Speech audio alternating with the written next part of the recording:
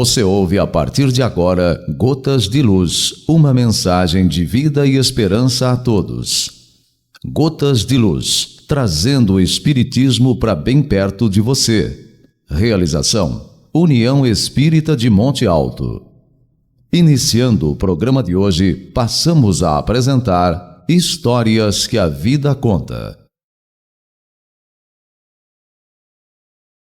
A cidade de Roma estava abarrotada de gente.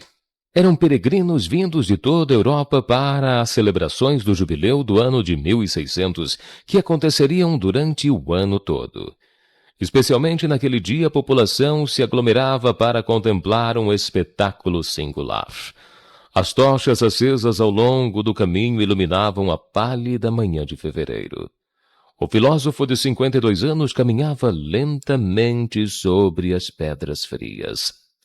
Descalço e acorrentado pelo pescoço, vestia um lençol branco estampado com cruzes, demônios e chamas vermelhas. Aquele homem magro vencia, a passos lentos, os 800 metros desde a Torre Nona, onde estivera encarcerado, e o Campo das Flores, ampla praça onde seria executado. Alguns monges seguiam ao seu lado, convidando-o ao arrependimento. De tempos a tempos, aproximavam o crucifixo dos seus lábios, dando-lhe oportunidade de salvar-se. A população se acotovelava para ver um herege famoso morrer na fogueira. Chegando à praça, onde a morte o aguardava, o filósofo se negou mais uma vez a beijar a cruz. Então foi amordaçado, despido e atado a uma estaca de ferro e coberto com lenhas e palhas até o queixo. O fogo foi ateado. E enquanto as labaredas chamuscavam-lhe a barba e seus pulmões se enchiam de fumaça, Giordano Bruno tinha o olhar fixo no infinito. Enquanto a pele estalava sob o calor das chamas e o sangue fervia nas veias, o notável filósofo ainda guardava uma convicção: não iria para o inferno. A certeza de que veria outros sóis, inúmeros mundos celestiais e viajaria através do infinito, lhe davam uma paz indescritível. Em seu julgamento, no ano de 1592, em Veneza, Giordano Bruno disse aos seus julgadores: uma vez que a alma não pode ser encontrada sem o corpo, e todavia não é o corpo, pode estar neste ou naquele corpo e passar de corpo em corpo. Bruno foi morto na fogueira por defender a ideia de que a alma humana poderia, após a morte, retornar à Terra num corpo diferente e até continuar a sua evolução em outros mundos além da Terra. Além da crença na reencarnação, ele defendia a ideia de que o indivíduo pode encontrar a salvação sem a intervenção de terceiros, mas do seu relacionamento direto com Deus ao longo de sua jornada na Terra. Foi graças às suas convicções que Bruno não titubeou ante a fogueira que o aguardava. Bastaria apenas beijar a cruz. Mas ele preferiu a liberdade. Sabia que as chamas nada mais fariam do que enviar sua alma na direção de outros sóis, onde poderia viajar através do infinito. Você sabia que muitos pensadores ocidentais defenderam a ideia da reencarnação? Entre eles está o filósofo francês Voltaire, o filósofo alemão Schopenhauer, o estadista americano Benjamin Franklin, o poeta alemão Goethe, o novelista francês Honoré de Balzac e outros mais. Antes de Cristo também encontramos a crença greco-romana na reencarnação com Pitágoras, Platão, Cícero, Virgílio, entre outros. Considerando que uma ideia falsa não sobrevive ao tempo, devemos concluir que a reencarnação é uma verdade que não pode ser apagada, por mais que se tente. Olá, ouvintes do nosso programa Gotas de Luz, já está no ar e o tema hoje é reencarnação. Quem vai falar conosco é o nosso companheiro e presidente da Casa Espírita, Tadeu Veronese Nunes. Tadeu, nós podemos falar de reencarnação sem morrer na fogueira. Isso, hoje nós estamos com mais tranquilidade. Mais tranquilidade, né? Agora em 1792, nós ouvimos lá aí. atrás, a história conta atrás aí, né?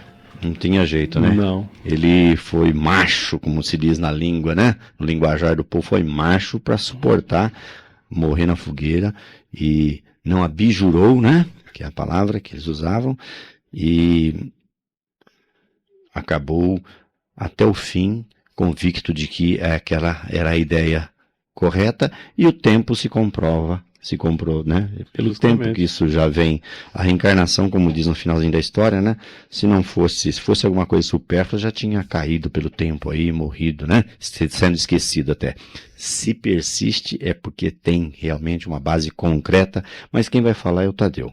Tadeu, reencarnação é um assunto que a gente sempre traz à baila, sempre volta a falar nesse assunto, porque vale a pena, é um assunto que sempre tem coisa nova para a gente ir percebendo, que às vezes a gente fala, as pessoas falam, o pessoal conhece, mas sempre escapa alguma coisa. Agora, lá do outro lado dos nossos ouvintes, nem sempre nós temos pessoas que já ouviram sobre esse assunto. Então a gente vai fazer algumas perguntinhas básicas para que o pessoal possa entender. Então a perguntinha básica inicial: o que seria reencarnação? Reencarnar significa literalmente voltar a assumir um corpo de carne. Então, a cada reencarnação, o espírito adquire um corpo diferente, já que o anterior se terá desintegrado por ocasião da morte física. E qual seria o objetivo da reencarnação? Por que isso acontece? Como diz Leon Denis, né, no livro Depois da Morte, o supremo alvo é a perfeição. Então, o caminho que para lá conduz é o progresso. Então, é uma estrada longa, segundo o Leon Denis, que se percorre passo a passo. Em cada passo que dá, o ser recolhe o fruto de seus trabalhos. Usando do livre-arbítrio, nem todos havemos caminhado com o mesmo passo. E isso explica a desigualdade intelectual e moral dos homens. Então, a alma que ainda não alcançou a perfeição na vida corpórea, por ainda estarmos aqui na Terra, passa por várias existências físicas para sua transformação através das provas e expiações que aqui realiza. E nessa fase, todos nós estamos incluídos, por sermos ainda seres imperfeitos.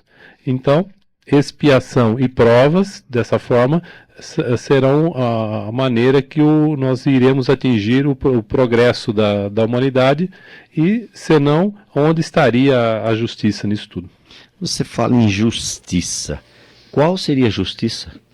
Eu falo sobre a justiça de Deus, que nós sabemos que Deus é amor, é bondade, é justiça, né? Tudo isso a gente sempre está repetindo. Então, qual um bom pai que deixaria sempre os seus filhos uma porta aberta do arrependimento? Que não deixaria uma porta aberta, não deixaria uma nova chance. Pois todos os espíritos tendem à perfeição e Deus lhe fornece os meios pelas provas da vida corpórea, quer dizer, que nós passamos aqui encarnados, mas em sua justiça nos faculta realizar em outras existências, em outras vidas, aqui também na Terra, né, o que não pudermos fazer ou concluir numa primeira prova, numa dessas existências. Então, a doutrina da reencarnação, isto é, aquela que admite para o homem várias existências sucessivas, é a única que responde à ideia que fazemos da justiça de Deus em relação aos homens colocados em uma condição moral inferior. A única que nos explica o futuro e fundamenta, dá bases para nossas esperanças, pois que nos oferece o meio de resgatar nossos erros através de novas provas. Então, a razão indica essa doutrina e os espíritos que trazem e nos ensinaram isso. Nos trazem esse ensinamento, é verdade. Uma pergunta que pode alguém, de repente, entender que deveria fazer, né? Todo mundo tem que reencarnar ou existe alguém que não precisa? Todos os espíritos passam pelo processo da encarnação, né, quando nós somos criados, e da reencarnação, que seria essas vindas sucessivas. Diz o Evangelho segundo o Espiritismo, no seu capítulo 4, Deus dá a todos o mesmo ponto de partida, a mesma aptidão. Então nós somos criados por Deus simples e ignorantes. Então começamos todos da mesma forma. Então Deus dá o ponto de partida, a mesma aptidão, as mesmas obrigações a cumprir e a mesma liberdade de ação. qualquer privilégio seria uma preferência, e toda preferência é uma injustiça. Mas, para todos os espíritos, a encarnação é apenas um estado transitório. É um dever que Deus impõe ao começar a vida, como primeira prova do uso que farão do livre-arbítrio. Isso também é direito nosso. Nós é que decidimos aquilo que nós queremos. Os que desempenham esse dever cuidadosamente logo passam e com menos penas por esses primeiros graus de iniciação e atingem mais rapidamente o fruto de seu trabalho. Os que fazem mau uso da liberdade, voltando lá no livre-arbítrio, nós é que tomamos as decisões. Esses que fazem mau uso dessa liberdade, eles retardam o quê? O próprio progresso. É muito interessante isso que você acaba de colocar, né? E às vezes as pessoas ficam realmente querendo saber esse detalhe, né? Mas como é que isso aconteceu comigo, né? E aí quer culpar o plano espiritual, quer culpar Deus, mas na verdade somos nós que decidimos, né, Tadeu? Esse livre-arbítrio que você falou é que é muito importante que nós plantamos as sementes aqui e colhemos lá na frente. Nós recebemos de Deus a mesma base, todos têm a mesma base quando nós fomos criados. Então, cada um toma uma decisão correta. Por exemplo, nós temos vários cursos na Casa Espírita. Muitos podem dizer o seguinte: vou ficar 1h30 numa sexta-feira à noite ouvindo aula de doutrina espírita? Não, eu vou para uma festa, é muito mais interessante. A pessoa pode fazer isso? Pode. Pode, é da liberdade, ela tem o livre-arbítrio, ela faz o que ela quiser, ela vai onde ela quiser. Agora, aqueles que se esforçam mais, ao invés de estar lá estudando, podendo estar ajudando outras pessoas também, se estão usando da melhor forma possível, como nós vimos lá no Evangelho segundo o Espiritismo, nessa questão anterior. Aqueles que fazem mau uso da liberdade, quer dizer, que não aproveitaram, que eles vão ter também, com certeza, o retardamento do seu próprio progresso. Você ouve e se informa aqui em Gotas de Luz. Estamos de volta hoje falando sobre reencarnação, o nosso companheiro Tadeu Veronese Nunes trazendo hoje essa reflexão, que a gente possa refletir sobre essas questões que são tratadas hoje até mesmo a nível de filmes, novelas, tratando exatamente da reencarnação. Então, é muito interessante que a gente possa refletir sobre tudo isso. Agora, Tadeu, também dentro, no dia a dia da doutrina espírita, a gente já ouviu falar, né?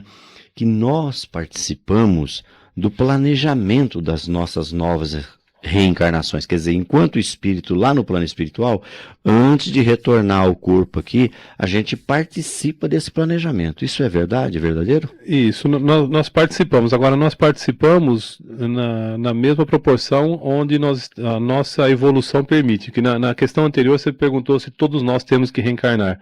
Chega um determinado momento que o espírito está no plano espiritual e ele é chamado a reencarnar e ele sabe que as provas serão difíceis, então ele recua. E ele tem essa liberdade de não aceitar reencarnar, mas até certo momento. Depois, ele vai chegar um momento que ele obrigatoriamente ele tem que reencarnar. Então ele pode ir adiando. Tá? Então, quanto mais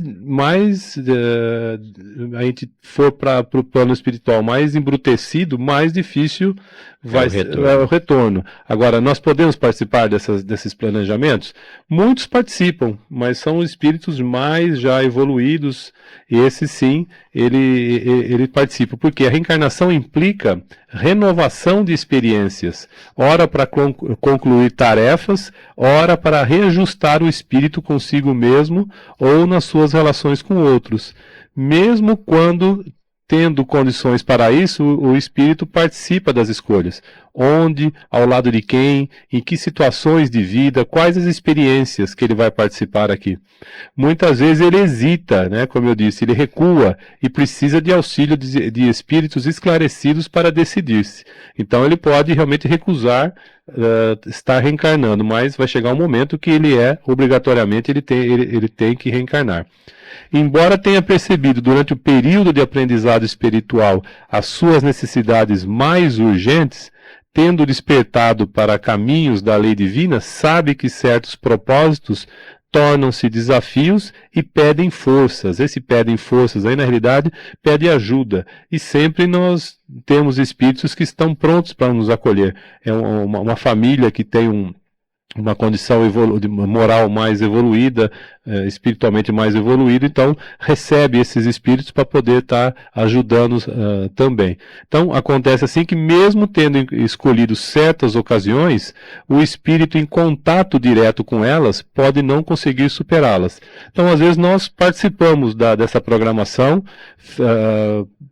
fazemos o planejamento do que nós vamos realizar, mas a hora que nós estamos em contato direto com elas aqui, já com a vestimenta carnal, com o corpo físico, a gente pode não conseguir superá-las. Pode conseguir e aí retorna para o plano espiritual, prepara-se novamente. Justamente. E vem tantas vezes quantas forem necessárias. É isso mesmo, né? Só que cada vez, porque aí a gente poderia dizer também, mas se posso voltar quantas vezes eu posso ir adiando ou não deu certo, tudo bem, é possível, só que cada vez vai ficando mais complicado, vai ficando mais difícil, como numa escola, a gente repete de ano, junta o outro ano, vamos fazer os dois no mesmo, vamos tentar fazer os dois, vai ficando cada vez mais difícil, então é melhor fazer tudo a seu tempo, que fica muito mais tranquilo.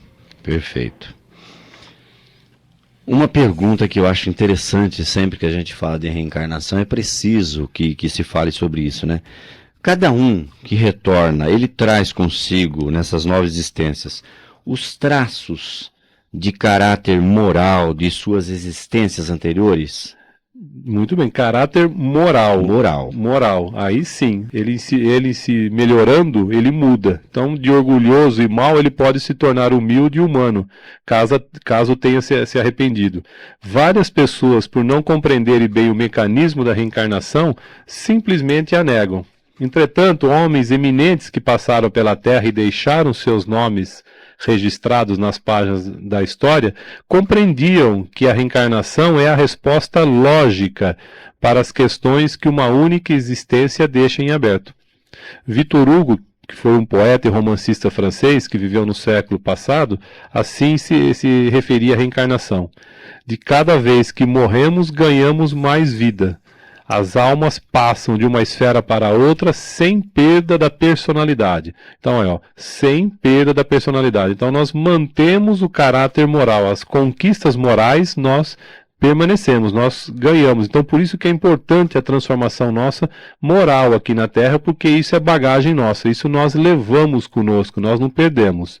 Então, voltando no Victor Hugo, sem perda da personalidade, tornando-se cada vez mais brilhante.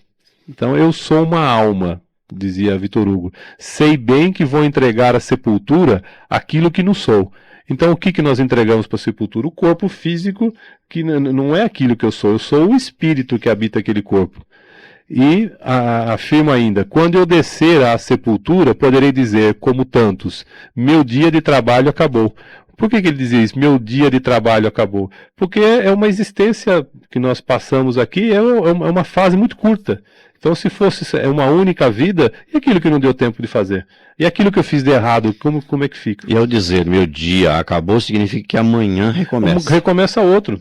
E não importa que esse dia seja chuvoso, no dia seguinte pode estar nascendo o sol, num dia com sol brilhante.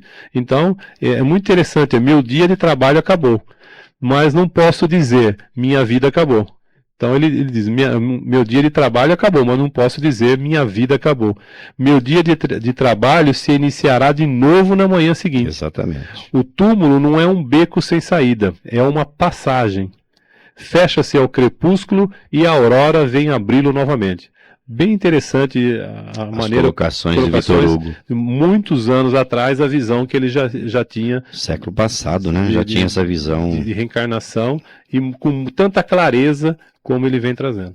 Nós falamos do caráter moral, né? Que o espírito, se ele traz ou não traz. Mas outra pergunta também, até para completar. E os traços físicos? O homem, em suas diferentes encarnações, conserva os traços de caráter físico das existências anteriores? O novo corpo, nenhuma relação tem com o corpo antigo que está destruído. Ele permanece sempre suas conquistas morais, nada material. Mohandas Gandhi, um líder nacionalista hindu, muito mais conhecido como Mahatma Gandhi, falou da pluralidade das existências, dizendo: a forma está sempre mudando, sempre perecendo, mas o espírito que o anima jamais muda, jamais perece. Então, ó, a forma está sempre mudando. Quer dizer, hoje nós somos como homem, amanhã nós podemos estar como na outra vida como mulher, e assim sucessivamente, sendo ricos de uma, pobres de outra, instruídos de uma e não instruídos de outra.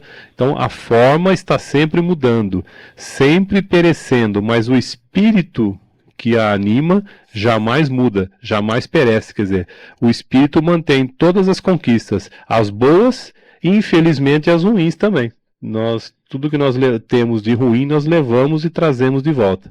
Então, o verdadeiro amor consiste em se transferir do corpo para o que reside interiormente. Então, compreender necessariamente a unidade de toda a vida que habita inumeráveis corpos. O espírito encarnado, ele conserva algum traço das percepções que teve e dos conhecimentos que adquiriu nas suas existências anteriores? Quer dizer, depois que o espírito já está aqui, num novo corpo, né, ele conserva algum traço lá do passado, de outras encarnações? Resta-lhe uma vaga lembrança que lhe dá o que se chama de ideias inatas.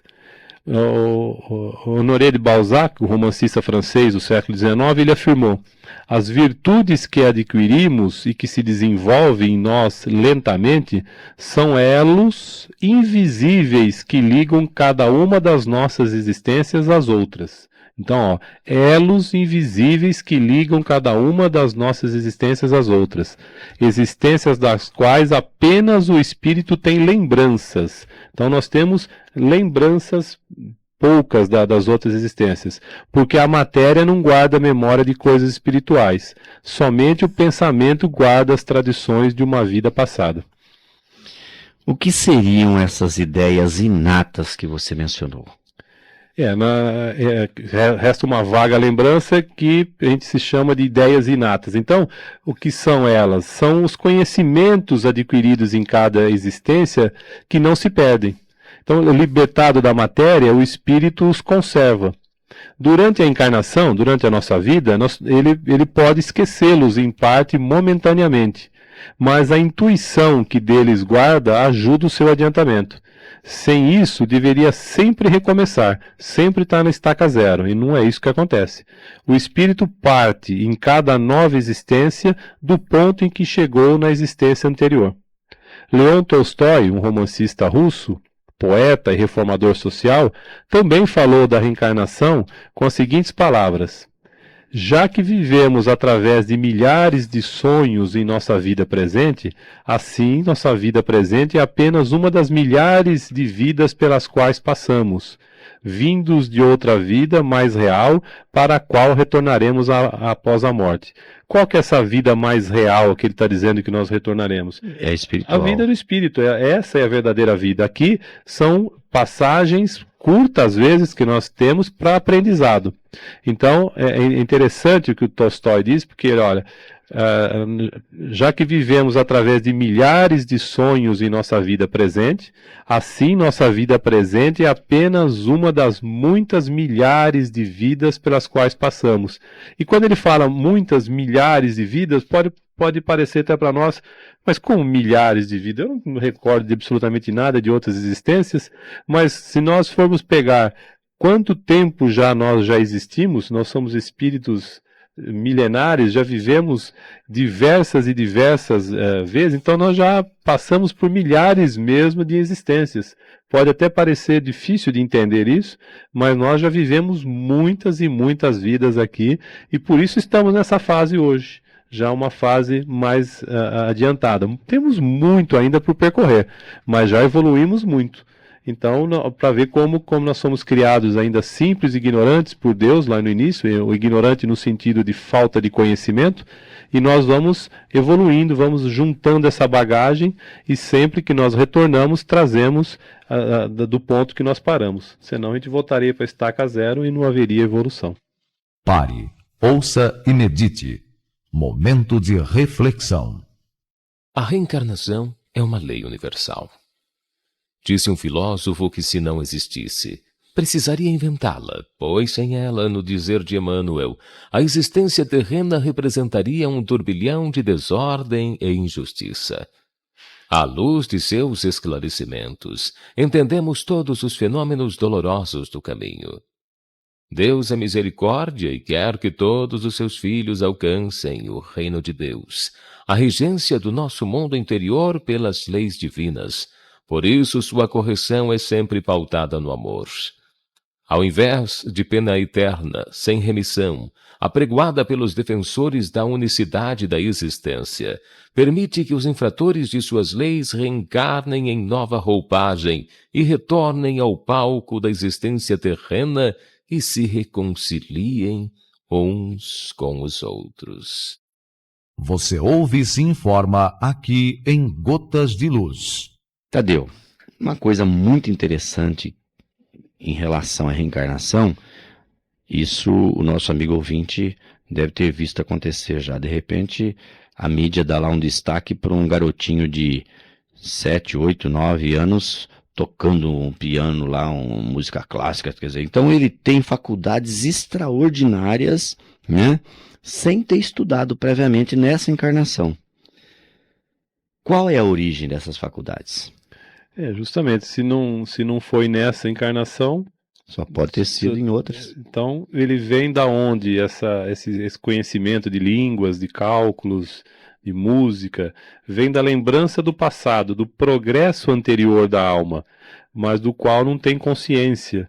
De onde queres que elas venham, né? Tá aí a pergunta. Porque o corpo muda, mas o espírito não muda, embora troque de vestimento. E como você disse lá atrás, quer dizer, quando ele, espírito, vem, ele traz aquilo que ele já obteve, né? As conquistas que ele já tinha. Ele já tem. A partir dali ele recomeça. Não se perde nada. Não se perde, né? Por isso que quando a gente pega algumas pessoas, principalmente hoje, pessoas de mais idade, estão voltando à escola, estão voltando a aprender. Mas para que isso, né? Eu já li uma reportagem com uma senhora de quase 60 anos de idade e entrou numa escola de medicina. E a pergunta do repórter, mas para que 60 anos de idade? Vai fazer o quê com isso? Demorar 5, 6 anos para terminar um curso e aonde vai aproveitar isso? Eu falei, vou aproveitar e muito, porque eu quero conhecimento. Então, uma visão, talvez nem tenha uma visão da reencarnação, mas a intuição de que aquilo era necessário e que um dia ela vai utilizar. Vai utilizar. Agora, desses casos de faculdades extraordinárias, você teria algum exemplo? Olha, Pira, a chamada no jornal, né, ele não era grande e constava no caderno que trazia notícias do mundo. Estava lá assim no jornal. Conferência médica, era o título do recorte. Até aí nada de incomum. Conferência médica a todo momento. O que era intrigante era a imagem que tinha nessa propaganda no jornal. Porque havia um garoto de 6 anos de idade sobre uma cadeira que, para ficar à altura das dezenas de repórteres que o entrevistavam, ele estava subindo a cadeira para ficar no nível dos repórteres. Que estava entrevistando. E aí era conferência médica. Uma conferência médica. Então o recorte dizia, aos 6 anos, o mexicano Maximiliano Arellano de Lanoé concede entrevista coletiva a jornalistas depois de fazer conferências para estudantes de medicina sobre causas e consequências da osteoporose. Então, 6 anos de idade, ele fazendo essa conferência. E dono de uma rara memória, o garoto se especializa em assuntos médicos há 4 anos. Se ele tem 6, ele já há 4 anos, desde os 2 anos de idade. Desde quando? Desde quando ele começou a ler. Começou a ler com os 2 anos e já começou a se especializar em assuntos médicos. Mas a notícia não dizia tudo. E não é só de osteoporose que o garoto faz conferências. Ele também fala sobre diabetes e anemia cardiovascular.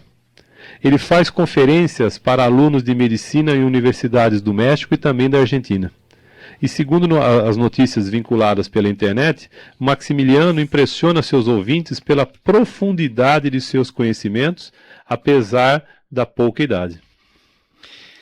E sem dúvida trata-se de mais um caso de genialidade, como a gente costuma dizer, né? Porque aí todo mundo fala, é um gênio, mas que não encontra uma explicação lógica a menos que se lance mão da reencarnação. Exato, porque alguns dizem que Deus escolhe algumas pessoas e as presenteia com alguns dons.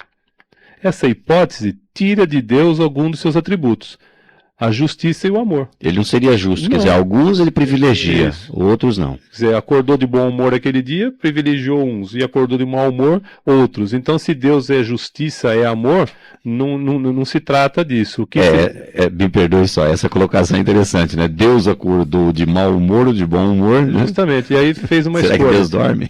Ou ele joga dados, né? Aquele dia ele jogou dados, você foi sorteado com um dom específico, um ótimo dom. E outros dizem, Pinheiro, que se trata de herança genética, de alguma influência que a criança sofreu quando estava no ventre materno, etc. Essas hipóteses deixam sem explicação uma gama enorme de questões, ou estabelecem argumentos ainda mais contraditórios. Todavia, quando se cogita da hipótese de se tratar de um espírito que trouxe ao nascer as experiências já adquiridas em outras existências, tudo faz sentido. Os conhecimentos não se perdem no túmulo. O espírito é herdeiro de si mesmo. Despe-se do corpo físico, mas não sai da vida. Reveste outra forma física e não perde seus conhecimentos. Esse termo que você acaba de utilizar, que o espírito é herdeiro de si mesmo, ele faz sentido, pois ele acaba não tirando de Deus os atributos do amor, da justiça, e ainda vem de encontro com o ensino de Jesus, quando Jesus disse, a cada um segundo suas obras. Isso mesmo, nenhum filho de Deus se sente preterido. Pelo contrário, sua esperança se fortalece, pois sabe que todos os seus esforços serão recompensados. Com a certeza da vida futura e das inúmeras oportunidades de aprendizagem que lhe são concedidas pela lei da reencarnação, a pessoa sabe que sua felicidade depende de si unicamente. Como o pequeno Maximiliano, que aos 6 anos de idade fala com conhecimento de causa para universitários sobre problemas complexos, outros tantos gênios anônimos estão pelo mundo. Não se trata apenas de uma questão de ter boa memória, mas de conhecimentos adquiridos em existências passadas que não se extinguem jamais. Tadeu, esses exemplos são muito interessantes. Você trouxe aí desse mexicanozinho de 6 anos aí. Você teria algum Maximiliano, né? Muito interessante. Você teria algum outro? Tem um exemplo do Choiano. Choiano, a gente comenta muito durante os estudos na Casa Espírita, porque muitos exemplos são dados diariamente pela mídia, principalmente nos Estados Unidos, onde que os jovens podem ir para a universidade com menor idade do que a comparada com a dos brasileiros. Portanto, jovens de 13 e 14 anos estão cursando a faculdade e serão profissionais antes dos 18 anos de idade. E aqui no Brasil, o jovem brasileiro está começando aos 18 anos a jornada rumo à universidade, né? Então, um exemplo seria esse Choiano, que hoje ele tem 14 anos de idade. No ano de 2006 ele tem 14 anos de idade. Ele entrou no ano de 2000, na época com 9 anos de idade, para a Universidade de Loyola, em Chicago, nos Estados Unidos, para estudar medicina. Então, aos 9 anos, ele estudou medicina. Então, com 9 anos, já se passaram os 4 anos que nos Estados Unidos é necessário para se formar médico, ele já é médico.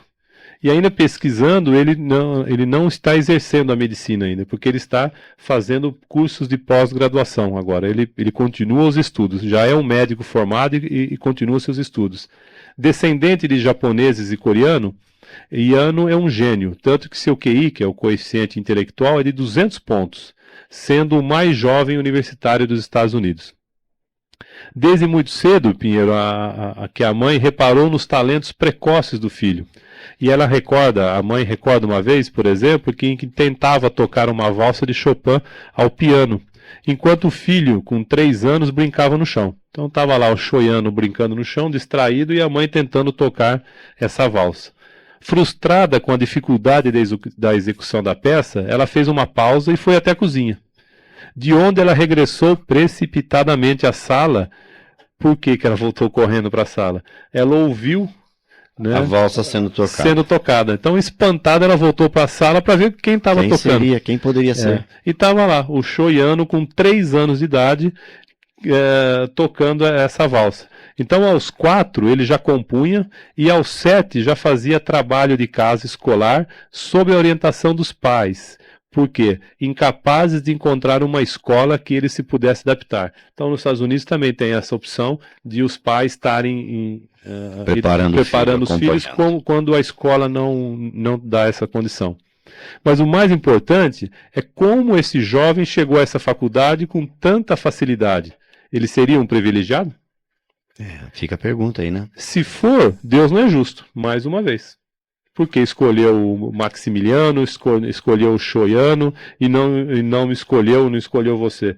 Né? Então, onde estaria a justiça? Pois se escolheu um em detrimento do outro, né? Deus não seria justo. Não seria justo.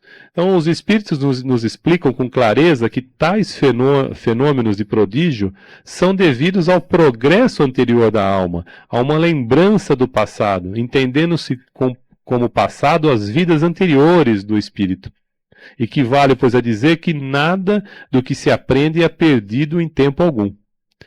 Plenamente em concordância com a lei do progresso, tais fatos nos levam a reflexões em torno dos talentos de que somos portadores, convidando-nos a atentar para o que possamos ter trazido de vidas passadas. Descortina-se a razão, pois que renascemos não somente para resgatar débitos, acertar problemas do ontem, mas também para amadurecer avanços iniciados em outras encarnações.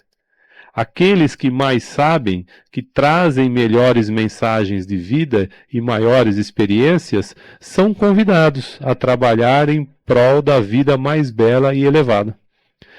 Quem haja se evidenciado nas artes e tenha brindado o mundo com produções belíssimas, pode retornar para se dedicar ao bem do próximo, exercitando a sensibilidade de outra forma.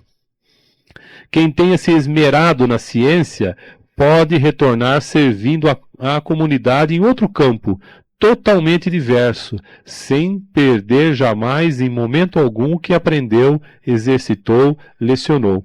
Isso também explica a facilidade de algumas pessoas para determinadas áreas do saber, das artes, da indústria, do comércio, das relações humanas. E, parafraseando Lavoisier, nada se perde, tudo se transforma, e diríamos que para melhor.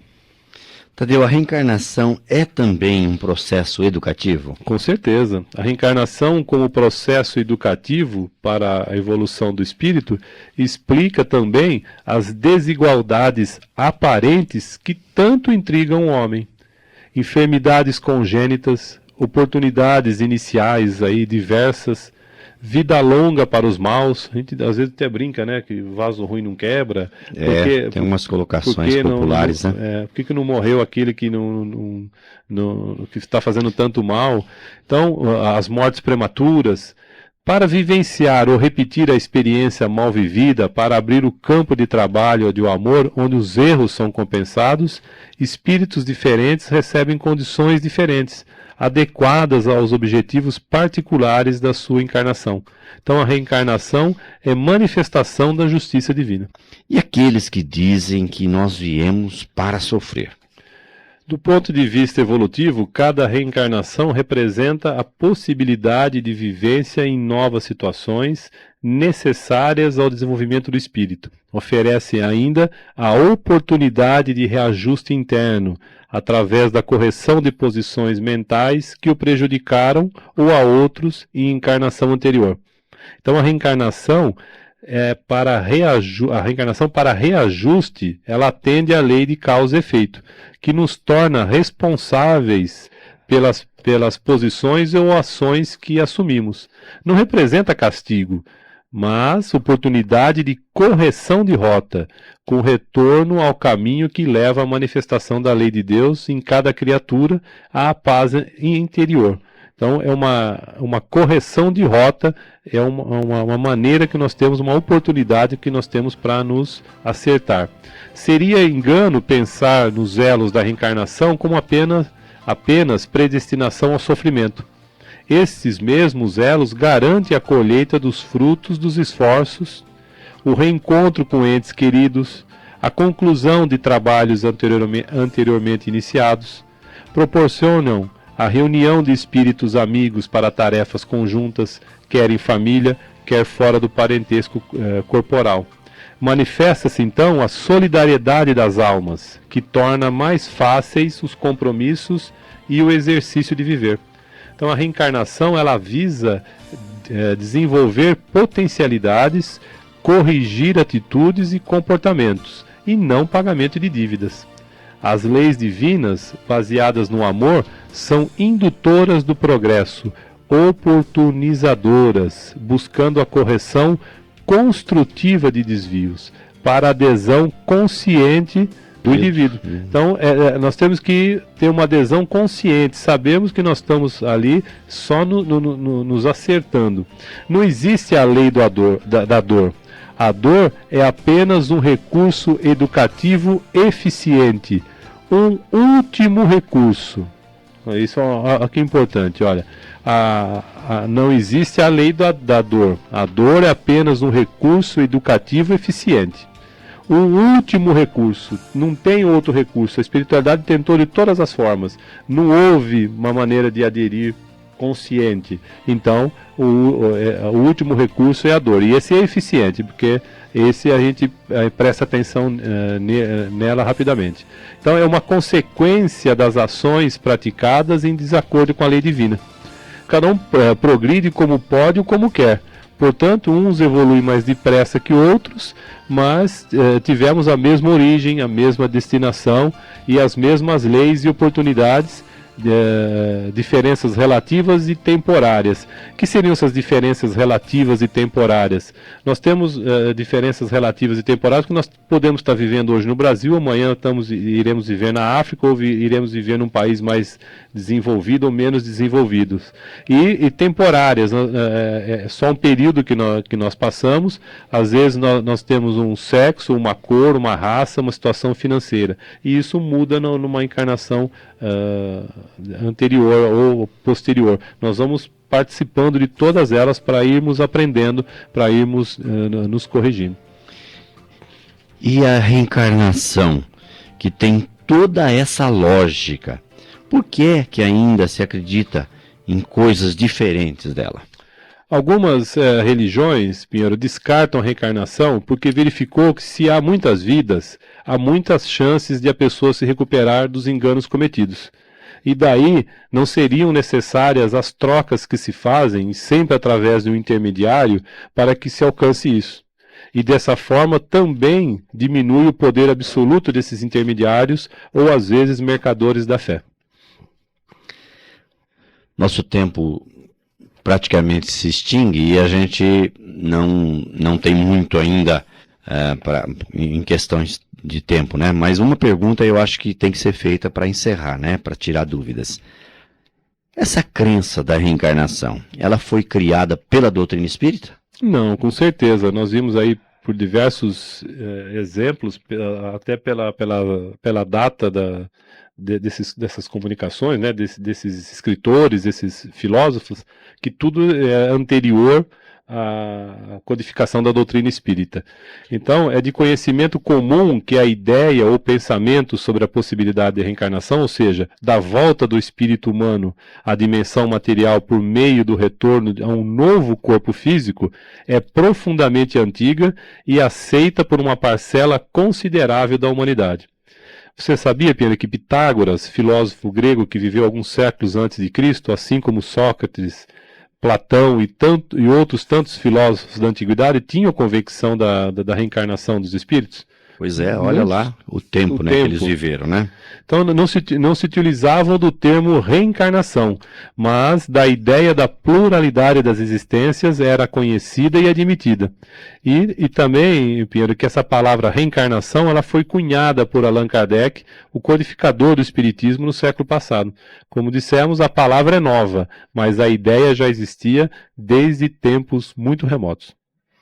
E até passagens bíblicas, né, comprovam a existência da reencarnação.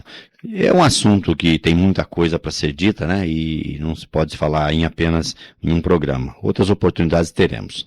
Tadeu, Quais as obras consultadas para a preparação do programa de hoje? De Allan Kardec, o Evangelho segundo o Espiritismo, o Livro dos Espíritos. De Leon Denis, Depois da Morte, e da equipe da redação de Momento Espírita, o texto Herdeiros de Si Mesmo. Encerrando o programa de hoje, ouça agora a mensagem final. Maravilhosas as palavras do codificador Allan Kardec. A vida no mundo material não é a verdadeira vida para a qual fomos criados. É apenas um estágio evolutivo onde nos preparamos para a meta final. Assim, de encarnação em encarnação, de experiência em experiência, de progresso em progresso, o espírito vai se desfazendo das corrupções, das imperfeições e dos defeitos adquiridos ao longo das suas múltiplas existências, até atingir total pureza e a máxima perfeição, quando não mais estará sujeito à reencarnação. José Soares de Almeida. Tenham todos muita paz e até o próximo Gotas de Luz. Você acabou de ouvir Gotas de Luz, um programa elaborado e apresentado pelo Departamento de Divulgação da União Espírita de Monte Alto.